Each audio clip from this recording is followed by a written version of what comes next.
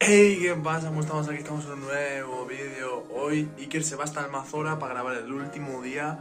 Y según me ha dicho que la ganadería de Núñez del Cobillo se ha roto la pata.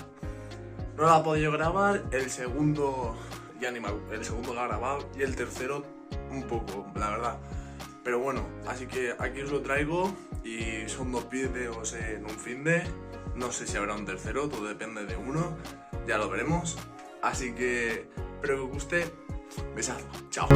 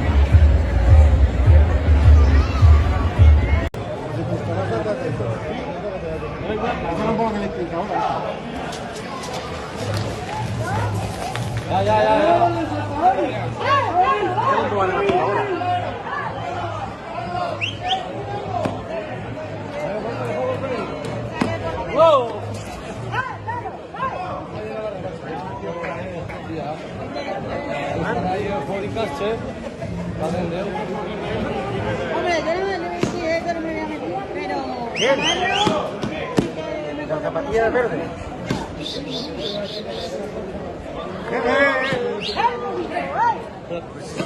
Espera, pinche, tira un poquito para atrás.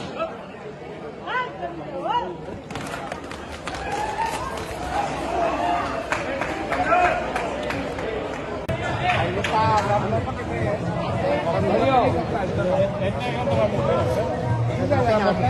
no,